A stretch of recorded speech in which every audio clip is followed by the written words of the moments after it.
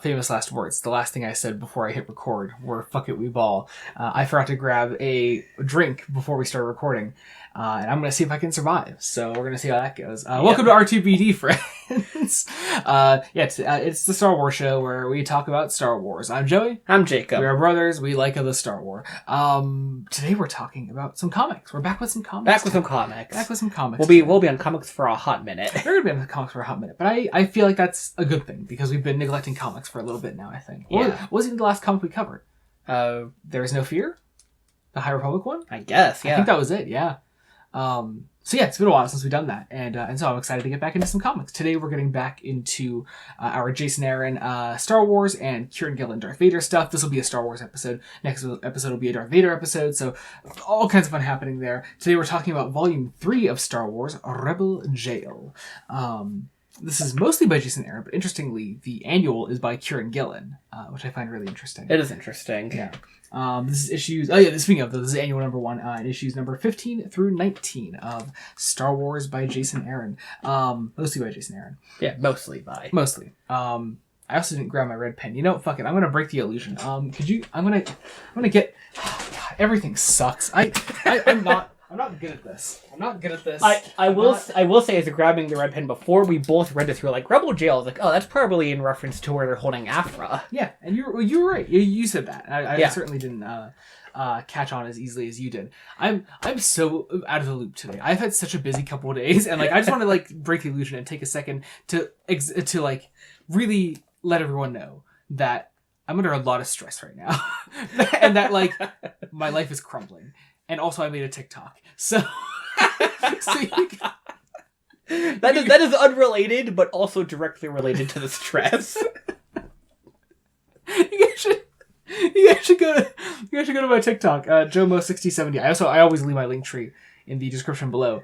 You can find all my socials, now including TikTok, of which I make a fair few videos, which you may have seen as shorts from the channel, which I've been putting a few up as shorts on YouTube. But if you want all of my TikToks, if you want all the TikTok content, you can go to TikTok because I make capital C content now.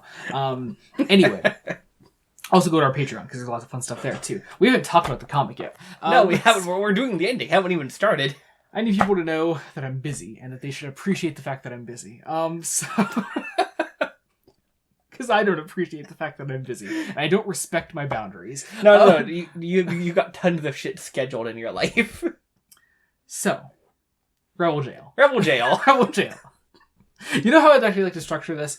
I'd like to structure this as like I want to talk about the issues that are like separate from the main story of this comic first. Yeah, I was gonna say. I'd like to talk about the main story. I would say like maybe do the like I'd like to do the Obi-Wan issue. Yeah, the Obi-Wan issue first. This is of course as always a spoiler discussion. But I feel like also I know that a fair few people are well aware of the Obi-Wan issues of Star Wars. I know that's like something that like people are really into, which is really cool. Because the Obi-Wan issues are really cool, but also like they're very much their own little like sidestep within this larger run. Mm-hmm. This is now our second one of the Journal from Obi-Wan Kenobi. The Journal of Obi-Wan Kenobi. Or Ben Kenobi. What do they say? They say one of them. I think it's both at some point. Yeah. I know in like the cover of it, it literally spells it out. Yeah. And so I have the book right next to me. Like we can't check. I'm so stupid. God, I'm so bad at this. I'm bad. I'm bad at all of this. Anyway, from the journals of Old Ben Kenobi. Old Ben Kenobi. So it's an interesting issue. Because it's very much like it's telling its own mini story directly related to the last one. I do think the first Obi-Wan issue that was back in Volume 2 was kind of a one-off. It seemed like. Yeah, it didn't necessarily indicate that there would be more. Yeah. Or at least more of this direct storyline they want to seem to tell. So to me, what this one is kind of like establishing like a new status quo for this Obi-Wan miniseries that is happening within this larger Star Wars run, as well as giving us a new arc sort of going forward within it. Because this has a lot to do... towards the end it has a lot to do with like bounty hunters and Jabba the Hutt and, you know, his ring of crime on Tatooine. What is really considered a crime on Tatooine? If crime owns Tatooine, is that not just the law at that point? Right, Are you still a criminal? Anyway. It's like the Mafia coming to get their protection. Is that really extortion at that point? Yeah. gotta say, I love my favorite thing about the Obi-Wan issue though is Mike Mayhew's art. I forget who did the art in the last Obi-Wan issue, but I don't think it was Mike Mayhew because Mike Mayhew is so fucking good. Oh, the art was just phenomenal. There's a certain degree of photorealism to certain characters that doesn't quite stretch into like uncanny valley territory. No, I know exactly like, what you mean. I feel like it could have, but like specifically with Luke. Yeah.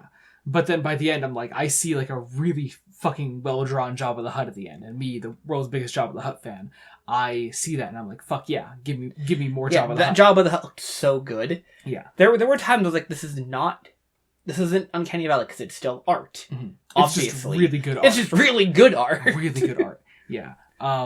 But you, when you finished reading this, you said, you were like, I know we're reading a story, like what is effectively a dramatization of what's actually written down in the journal. Yes. Oh god, this was funny. But there are times when where if this was all literally what's in the journal, it is so funny. It's pretty funny because the first thing that's in the journal. Now let's imagine for a second, if you will, come with me on this journey as I read you like, let's say, because Obi-Wan has some like inner monologue here throughout this issue. These are theoretically the most literal parts of the journal. Yeah. But I can't imagine these are things that are written in the journal because, man, if Luke read, even watching afar from over the years, it was plain to see Luke Skywalker was his father's son in so many ways, which was precisely what worried me. Anakin was the most daring pilot I'd ever seen, even as a boy. Could his son possibly be as strong in the Force? There was only one way to know for sure. You know what? What? Hang on. Now that I say that out loud, is it continuity breaking to say that Luke knew his dad's name? I don't think it is. I don't think it is. Because he doesn't say... I've never really questioned too hard what Luke knew about Anakin, you know? Yeah, but okay, so importantly, we rewatched Return of the Jedi pretty recently. Yes, that's actually very important. And there was just this moment when and there are certain things we take for granted, you know, as fans of Star Wars. But like you rewatch the scene where they pay Alec Guinness one more time to show up, and old Ben comes out and he talks as a Force ghost to Luke, and he's like, yes, what I told you was true from a certain point of view. He ceased to be Anakin Skywalker and became Darth Vader. And I paused for a second. I was like, wait a second. Is that the first time they ever say Anakin Skywalker out loud? Is that the first time they ever actually say his name? I know there is a deleted scene in episode 4. Did they say his name and then when someone references knowing Luke's dad? Do they? I don't know if they say his name or not. I don't know. We're bad Star Wars fans. No, we're not. We're good Star Wars fans. But I find that interesting because like it's I don't know. I don't think it's ever meant to be written in this issue as if Luke is literally reading this tale that Obi-Wan is writing, and Obi-Wan's writing his journal. Ah, yes, Anakin Skywalker, you know, Darth Vader, you know, the father of Luke Skywalker. Yes. He's not literally reading that, but it does make it made me wonder anyway. What is Luke literally reading though? Yeah, is he reading just the cold hard facts of like what Obi-Wan did? Yeah, it's like weird. that to protect his him and his family. Yeah, I don't know. It's weird. Although, on that point, like this is another time where it's like. I really go, oh right, yeah. Owen knows where Obi-Wan is. Yeah. He just and Obi-Wan has definitely been protecting the family. Yeah. And at some point he's gonna go, yo, piss off, man. Which we do get like the Uncle Owen like old Ben confrontation because he's like it's now interestingly also like I don't want to like I know in the past on the show we have taken some time to get all like oh well, where does this fit into the continuity and all that, but I think you know. Pretty much all of these Obi-Wan issues are post Obi-Wan the series, the show.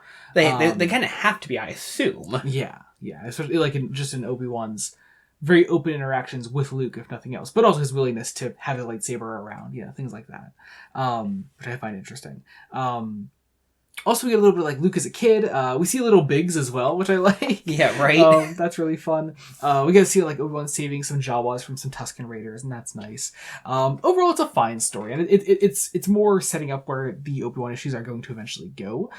Which clearly they just want to tell a story of Obi-Wan fights a bunch of bounty hunters. Yes, which is very much what the end of this issue sets up, as we see Jabba and we see like, oh yeah, this guy's like actually stepping into like local affairs, and that Jabba does not take kind to, and so he hires Black Chrysanthemum to go after Obi-Wan, and that's where that issue ends. So, like, I don't know exactly how many issues this sort of Obi-Wan miniseries goes on, but I can see it goes on for a while. We have seen Black Chrysanthemum in the run before. We have, He was with Boba back in Volume 1.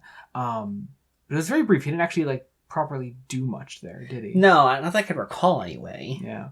But yeah, so I'm guessing he will play a larger role here. And also, it still blows my mind that we have Black Chrysanthemum in a Star Wars TV show. He was in Book of Boba Fett. Yeah, like, I know. That was crazy when that happened. Yeah. But yeah, good issue. There's also another sort of what seems at first like an individual story within this larger volume, which is Star Wars Annual Number 1, written by Kieran Gillen, art by Angel Unzueta. Some wonderful, sort of like just like world building around larger Star Wars within this one that I really enjoyed. Yeah, I that was my favorite part about it. Mm-hmm. It really gave a sense of how much reach. It gave a proper sense of how much reach the rebellion has, that they could get spies on Coruscant. Yeah, but not more than 2 handfuls. Yeah. So we have Enebre here, undercover as Atharius Demo, who is just he's undercover. He's like a debt collector of some variety. Mm-hmm. But really, he is here because he is a rebel that is trying to help free the senators that, after A New Hope, after Palpatine dissolved the Senate, Palpatine imprisoned because they were people that actually believed in the rebellion. These are essentially the people that like Mon Mothma saw and it really got to in her message there in like Andor, this is something that's so close to A New Hope and it makes an impact on them for a reason. And so he's here to save these senators, but Emperor Palpatine is Emperor Palpatine. And importantly, the senators are. He's like, okay, let's go, senators. Our ship is waiting. They're like, no, the Emperor's here, and he's like, oh, well, shit, that's a new plan now. Yeah, immediately puts together like that this is a trap, and that this is also like, for Enebre as well. This is also revenge for Alderaan. This is something that like means a lot to him. Do they explicitly say he's from Alderaan? I think. I'm pretty sure. Because that would also make things later in the volume, make a lot more sense as well. Yeah, I think they say that. Because this whole time he's been like in contact with Leia, and like Leia has been like sort of like he's been on the man on the inside for Leia. He's accomplishing this mission for her. But at the end of the day, it's Palpatine. Everything is within the plan, at least still at this point within the trilogy. Yeah, everything is fully within control of the Emperor, minus the Death Star being exploded. Yeah, and so we have an Emperor here. It is funny. This was written in like 2016, and we're like 3 years out from Rise of Skywalker, where Star Wars is going to firmly say, Palpatine has just had a long line of like clones and decoys and people that stood in for him constantly. And even still here, we have, Rey kills Palpatine, supposedly. Yeah, he kills an Emperor. But it's just a decoy. It's just someone for the actual Emperor. And I honestly, I wouldn't doubt if the Emperor that we see at the end actually is just another decoy. The actual Emperor is just chilling back on, I was gonna say back on Coruscant, but they haven't left. He's just on fucking Exegol. But no, and because of this, everyone is still there within the prison that he's keeping all the senators in, and he blows up the whole place. He kills all the stormtroopers that are there, the senators, the 6 other spies that the rebellion has on Coruscant. There are now no spies on Coruscant. Yeah, and Rey fails. He just completely fails. Goes on his way in the end, and Palpatine wins. I just love a story where Palpatine wins because I don't know. It's just one of those things where I love Star Wars as a larger singular narrative, and Palpatine just constantly being in control, even up to the end of the original trilogy and leading into the sequel trilogy. I always like that idea of just small things that Palpatine is just constantly thinking through and is always ready for. So it's cool. It's a good annual. Yeah. I'm now remembering something as well. I'm gonna have to break the illusion again. What? I'm gonna get up again. I'm gonna have to get something off my shelf. Give me a second. All right. What are you getting? No, I just remembered. I remembered the end of this volume, and I'm pretty sure. Have we seen this character at the end here before? Maybe. Oh no, you're pulling it up. I don't know. Oh no, I'm wrong.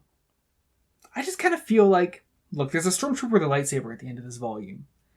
And I feel right. And I feel like I've seen something about the stormtrooper before, right? I thought it looked familiar too. Yes. Unless it's just something I've seen people talk about before, perhaps. But, like, I don't know, part of me thinks I've seen this before.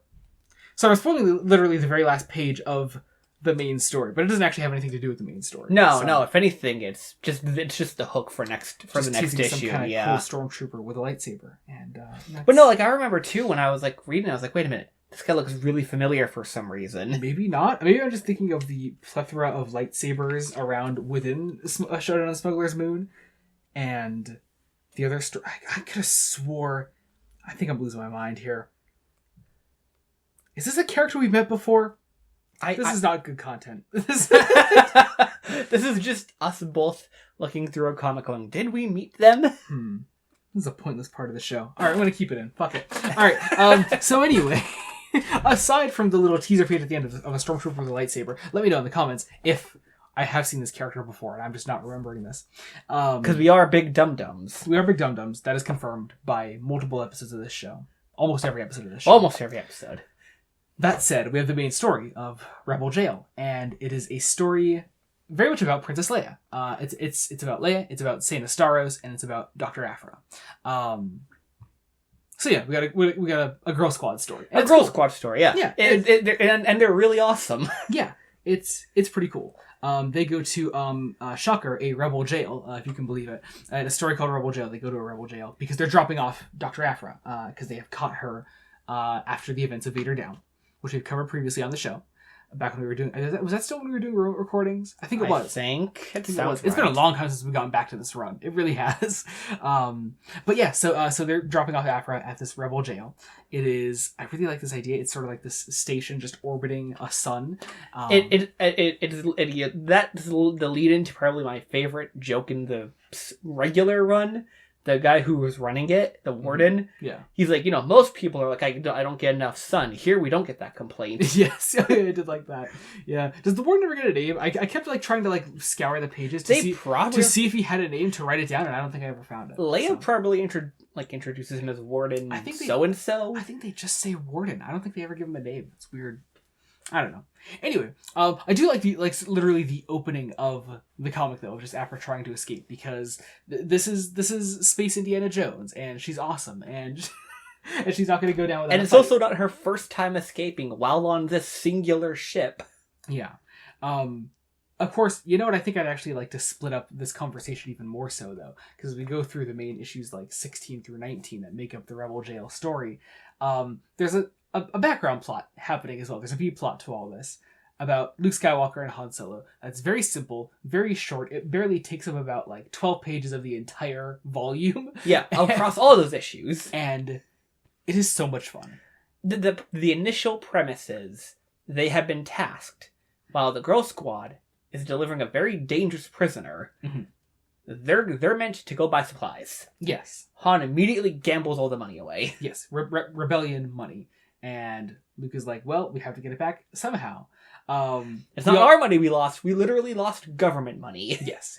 We do learn within this story as well that Luke has a major price on his head for obvious reasons, blowing up the Death Star, etc. But also, he's worth more than Han, and Han's really offended by that. Yeah. And I really love that. Because they're like, man, how do we get money? We can't land on many a civilized world. Mm-hmm. And Han's like, yeah, because I have a bounty on my head. And Luke is like, oh, what does he say? 60,000 credits or something? Yeah, 60,000. I remember that number. I think Han is 40 or something. It's very funny. But, so they have to find a way to get back this money. And Luke is like, I'm going to take on a job that'll help us gain back this money. And hopefully we'll be in the clear. And look, I love Star Wars as a singular narrative. I like the idea that Star Wars is a living, breathing mythos, and the more we add to it, the stronger the world gets, because no matter how stupid and inconsequential a story may seem, we're still building this world, we're still building these characters, we're still telling a singular story, no matter how many different hands in different pies we have. Oh, yeah. These are all different creatives working on a singular vision. In my mind, this is how I love Star Wars. This is how I love my Star Wars. And of course, in reality, we are telling these stories based around, in the original trilogy, 3 very established points of reference. Mm-hmm. Now, is the plot of this B-plot that Han and Luke end up transporting Nerfs on the Millennium Falcon, and they have to herd them in order to transport them safely so they become Nerf herders? Yes, that's the plot. Is it stupid? Also yes. Do I love it? A third yes. Would I change it? Maybe. Maybe. But you pointed out that in episode 5, when Leia calls him a scruffy-looking Nerf herder, the only part he takes offense to is scruffy-looking. It's the only part he can refute. At some point, Han literally had to be a Nerf herder, and Nerfs turn out to be like little I don't know. They look like goatish. Yeah, goat-like farm animals. They make milk. Yeah. And so, yeah, they're transporting Nerfs. There are Nerf herders. Yes, it's very funny. And it barely takes up 10, 12 pages. Yeah, I think because it's stupid and inconsequential. It's not wasting your time. It's not constantly shoving in your face, haha, see, Han is a Nerf herder, get it, famous line. But it's just this funny little side thing. And also, it's not the Solo a Star Wars story thing, where everything iconic about Han Solo comes from one adventure. It's just this stupid little side thing he did once, and they made the mistake of telling Leia about it, and now Leia knows that Han is a scruffy-looking Nerf herder. I feel like Cena told him, because she walks into the Falcon going, God, it smells like Nerfs are in here. Yes, absolutely. Yeah, very funny. It's just a fun plot. It's very nice. I like it. Eventually, they join back up for the final issue. They go to the Rebel Jail as well. Yeah. Does the Rebel Jail actually have a name? I don't think they ever properly name it. I don't think... Oh, hang on. I think it does. It's called like Sunspot or something. Okay. It's got like sun in there somewhere. Gotcha. Luke also gets to fly the Falcon throughout this B plot, which is very fun. I like that a lot. It's part of the threat about not talking about the Nerfs. Yeah, he's like, I won't tell anyone if you let me fly the Falcon. For at least a parsec. Yeah. And so Luke does it. He calls it sluggish because the Falcon's kind of a big rackety old ship, and it's fun. It is a cargo ship after all, literally. Yeah. However, the rest of the main plot goes as such. Sana is there helping Leia lock up Afra. Throughout all this, there's an attack on the Rebel Jail from these other smugglers. It looks like smugglers at first. They release a bunch of prisoners. They shut down the power to the station, so they take it all over. There's this cool little sidestep here within this plot that does get touched on a tiny bit at the very end with that stormtrooper with the lightsaber at the end. But there is this guy on the jail that I wish was kind of focused on more. I think he'll get more focus later on. But he was known as the Depopulator. This was a guy that... hang on. Hang on, I have that written down. Is that this guy, right? I'm pretty sure that's this guy. Yeah. I have the Depopulator. I think that's the name of the old guy that they find in the prison cell. The one that killed Jedi. Palpatine, yeah. I think that's what they called him, right? I think so. I'm pretty sure. Yeah, I have that name written down. I'm pretty sure that was a note related to that guy. But either way, if we're wrong, there's just a guy called the Depopulator. Yeah. And there's potentially an unrelated character that has killed Jedi. Yes. I think that's the guy that the stormtrooper with the lightsaber at the end was going to save at the end. Because he was left there on the prison when they evacuated it. That would make sense. But we also get some great Leia throwing down throughout all this, which is very cool.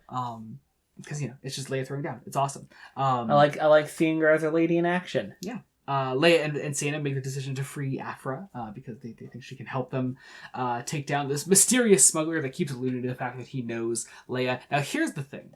This annual that we talked about earlier, I'm spoiling this now. This annual that we talked about earlier. Because I think we came to the conclusion around the same time. Like issue-wise, because I was done before you. Pretty much like the second he says, Leia, you do me. It's like, okay, cool, that's Ennebrae. Easy. Done. Yeah. But here's the thing. I also read a lot more comics than you, and so I'm very used to the whole I'm very used to the whole an annual being kind of an unrelated story to the rest of the run, especially because it's written by a different writer. It was this is the writer of Darth Vader doing an annual. I don't think it'll have anything to do with the main story until he said that, and I was like, okay, cool, it's probably him. But this annual was also released significantly, like a number of months before the actual Rebel Jail story started. So it wasn't written as if it seemed to be setting up the story. No, it's just in the matter of releasing it first, in the way the book is literally structured. Yeah. It is first and then the main story. Yeah. So when he's boasting oh, I need to make hard decisions. I need to get shit done the way I think it needs to. I was that's just Ennebrae's whole thing at the end of the issue of the annual. Yeah. He's now I need to make hard decisions now. Yeah, exactly. And so, yeah, mysterious smuggler that is leading this attack on the jail is Enebre, and he hates Leia because Leia he sees as like an inactive leader, essentially. Yeah, he sees her as soft, inactive. He's saying a lot of things that Cena has said to Leia through this so far. Mm-hmm. That, we should just kill Afra. We should probably kill some people in this place because there's no reasonable way that these people can be rehabilitated and join the rebellion. Yeah. I did want to look it up again. Hang on. Because the Depopulator is a separate character. He's like he's the bigger, stronger guy. Oh, yeah. Okay. Sorry. But then the older guy is... Do they say his name? They definitely say his name. I just didn't write it down. And that's on me. I have to be okay with that. I'm sure we can live without knowing his name right here and now. Yeah. He is called... Does he? Don't know. I don't know. It's weird. Anyway, he's the guy that killed a bunch of Jedi. And there's an interesting moment here that I find really interesting where Rey is talking to this older guy that killed a bunch of Jedi. And it's something that it's another one of those Star Wars things that like because I'm such a fan I need to like remind myself of that not everyone knows that Palpatine is a Sith. I imagine not even most of the rebellion. Yeah, exactly. It's just like he's just a crusty old guy that took power. And that's just hell, that's just the real world. I mean, hell, thinking about, does Luke even actually know right now? Would he even have any reason to suspect that's the case? I mean, probably not. Probably not. Because, maybe? Because Yoda, I think, alludes to the Emperor being powerful. But, like... That hasn't happened yet when as far as this comic is concerned. Yeah, so right now, like, yeah, Luke wouldn't really know. But again, also, like, the galaxy at large doesn't really know. You know? He was just a politician that was the Chancellor of the Republic and saw his opportunity at the fall of the Jedi and seized power, created the Empire, and now we're here. And he's just a crusty old dude. And he's just a mean politician. And like I said, that's just the world we live in. You know, I don't need to stretch my mind to imagine a world where people just see him as evil because, you know, without the Sith Lord stuff. Yeah, he could just be evil. If I found out, say, any old U.S. president, no, none in particular, were an evil, dark, powerful Sith Lord, I'd be like, cool, that's just another evil thing on top of all the other evil shit you normally do. On top of being like a puppy kicker, for example. Yeah. It wouldn't be a massive stretch of the imagination, but yeah, people don't know this. And he says this to the old guy that has killed these Jedi, and it's like a big deal to him. Like it's not, even though he worked for Palpatine, he killed these Jedi for Palpatine. He didn't know this, and I just find that fascinating. It's a cool idea. But also, small thing I have in my notes here: 3PO and R2 aren't in this much. They seemingly were captured with the Warden. What I do really like about this, and this, you know, I think because of this might be like probably the strongest, longer form story we've had so far in the Jason Aaron run. Because it is so singularly focused, it is just 3 main characters. There's a small B plot with Luke and Han, but it's about 3 main characters. Only one of which is an actual original trilogy character, which I really like. But even Chewie doesn't show up throughout this entire volume. Yeah, he's nowhere. And I kind of like that. I mean, I would love to see more Chewie, 3PO, R2. That'd be nice, but I don't need them because it's a great story on its own. Oh yeah, it's perfectly strong as is. Yeah. Anyway, the volume begins to wrap up. Rey wants Leia to kill Afra because, again, you know, Leia is soft, and if he kills her, then if she kills her, then he will let them go. And importantly, the threat here is Luke and Han. They're like strapped with bombs because they were immediately knocked the shit out when they landed. Yeah, and so we're able to like beat Rey in the end, and Rey. We're able to like lock him back up, and I do really like his sort of like last little speech to Leia. It's wrong. It's meant to be wrong. I mean, here's the thing. It is, and Rey is kind of cut from the same cloth that a character like Saw Gerrera is. Saw Gerrera is a character that firmly believes in the rebellion's mission, but goes about it in a very different way, and is literally an extremist, and in many ways a terrorist, and is the kind of person that, you know, the Empire can easily take as someone to be like, see, look at how terrible the rebels are. And Rey is that same person, you know? Not literally, not the exact same, but also he's attacking like a major power source for the rebellion. The rebellion has a place to put their worst enemies when they don't kill them. Yeah, he has purposefully kneecapped the rebellion. Yeah. And it almost doesn't make sense until you realize, no, he's pushing for a much harder stance on the Empire. Yeah, he's going after this prison, not because he's against the people being there, although he technically is. Technically is. He is against them being there, but he wants them dead. Like, Yeah. he doesn't think they should even be breathing. Which is just such a cool idea, and I like that. I mean, this is more extreme than Saw Gerrera, even, realistically. I mean, to the point that earlier in the volume, he has droids that go and just start killing people in their cells. Yeah. Like, he is so firm in this belief that he is going to have droids kill everyone before Leia and co have a chance to even get control back. Now, how does Rey get disfigured? It can't be the explosion. He's not part of the explosion. No, he's all boiled and blistered when he takes off his mask when he's during Rebel Jail. But like when he leaves at the end of the annual, he looks fucking fine. Yeah, he looks fine. So if I had to levy any complaint at this, it's the genuinely somewhat problematic element of disfigured villain. Because like there's no reason for him to be disfigured. That wasn't something that was established in the annual, and now he just is for some reason. I guess to make him look more evil, and that's I think kind of fucked up. But beyond that, good story. Yeah, good story. Also, I love the note with Aphra trying to escape and Leia and Seta actually letting her escape. Or rather, forcing her to escape. Yeah, they force her to escape. Not that they let her, they force her. Also, Seta and Aphra fucked. Hands down. That's totally established. There are so many hints that they were an item, or at the very least, off and on. And Leia's like, so, you and Aphra, and Seta's like, shut the fuck up. Shut the fuck up. And I think... Han Solo said by rights, and that's all I really take from that at the end of the day. So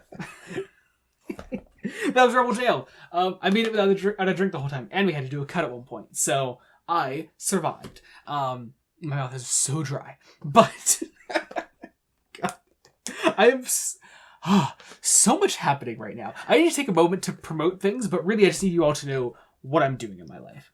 I'm playing into tabletop RPGs. This isn't even related to the channel. I'm playing into tabletop RPGs, and I was running 2 up until very recently, where I finished a campaign.